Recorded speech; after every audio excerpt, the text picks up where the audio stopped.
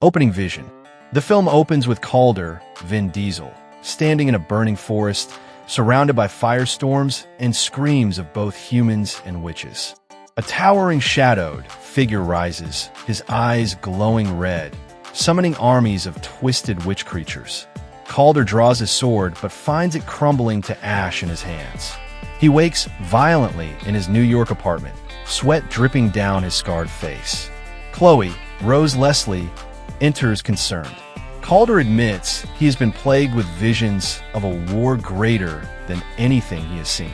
The fragile truce Kaulder helped establish between humans and witches is unraveling. Chloe now serves as a bridge between both worlds, running a safe house for witches who wish to live in harmony. But tensions flare. Some humans accuse witches of manipulating events, while radical witches see Kaulder as a symbol of oppression. Kaulder attends a peace hearing where both sides nearly come to blows, foreshadowing the chaos to come. Kaulder is called to investigate the death of an elder which found in the ruins of a magical apothecary.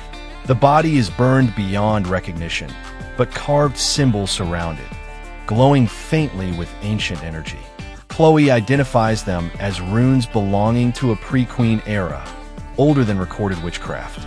Kaulder knows instantly that this is no rogue witch, it's something darker.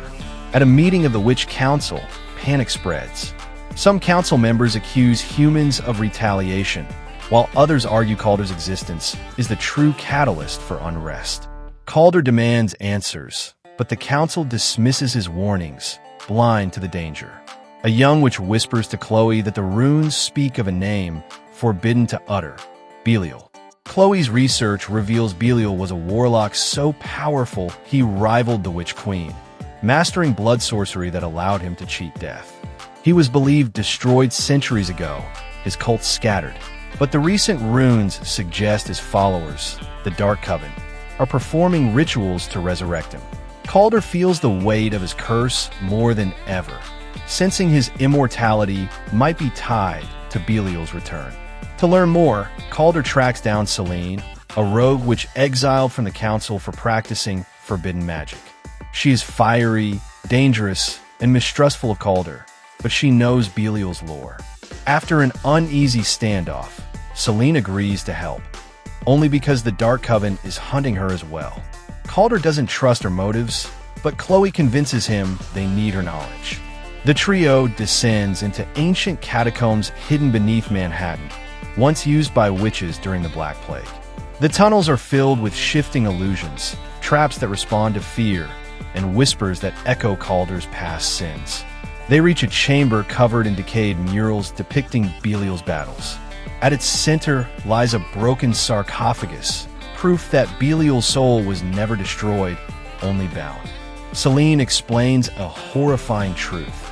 Kaulder's immortality curse, given by the Witch Queen, acts as the anchor keeping Belial tethered to this world. As long as Kaulder lives, Belial's spirit endures in the ether, waiting for a body. To resurrect Belial fully, the Dark Coven must kill Kaulder, turning his greatest strength into a liability. Before they can leave the catacombs, shadowy assassins from the Dark Coven attack. The fight is brutal. Smoke beasts coil around Kaulder, Celine conjures blue flame, and Chloe dreamwalks into one attacker's mind to disrupt their spells.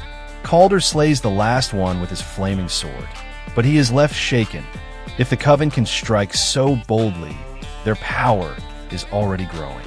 Back at the council, Kaulder pleads for action, but in a private chamber, several members secretly debate betraying him to the Dark Coven, believing his death could end the threat.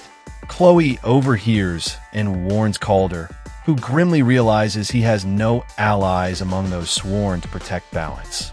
For the first time, the hunter feels hunted. Across New York, magical energy surges. The Dark Coven abducts witches, draining their life force in a grotesque ritual at an underground ley line. The ritual site is revealed, a forgotten chamber beneath Trinity Church, pulsing with crimson light.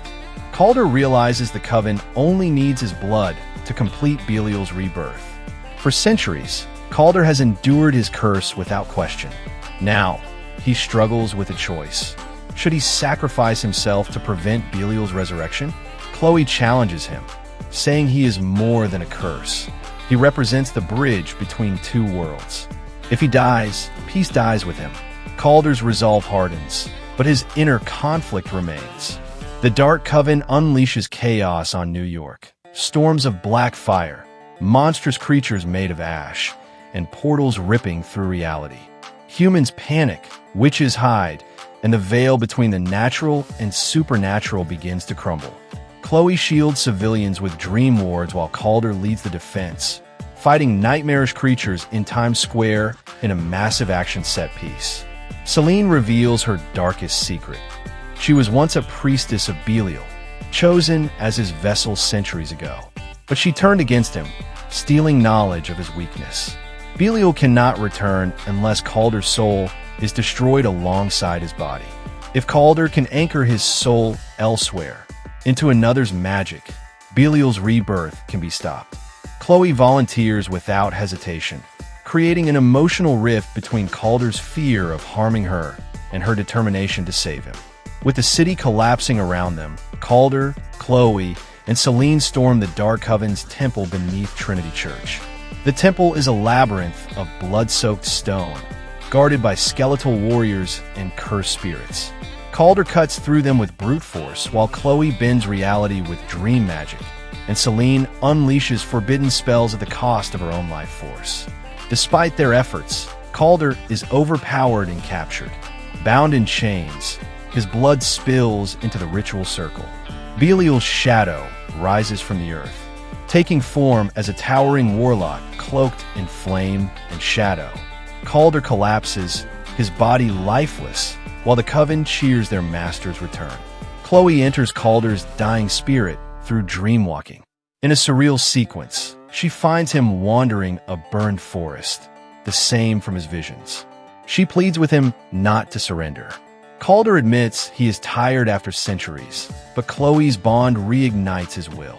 She anchors his soul to her magic, rewriting the curse.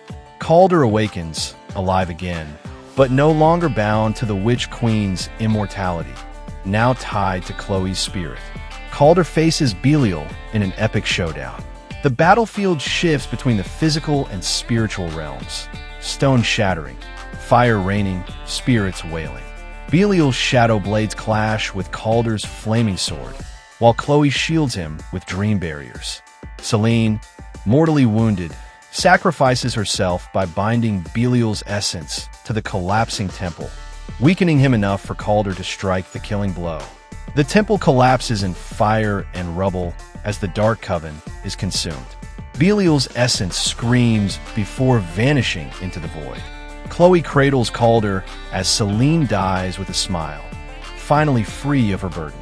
The city above begins to stabilize, storms dissipate, the veil restores itself, and the surviving witches flee into hiding. Kaulder, for the first time in centuries, is no longer cursed by the Witch Queen. His life is finite, tied to Chloe's bond. He feels both terrified and liberated. The council, shaken, begs him to return as enforcer, but Kaulder refuses. He will hunt witches on his own terms. The final shot shows Kaulder walking into the sunrise with Chloe by his side, sword strapped to his back, ready to face the uncertain future as a man, not a curse.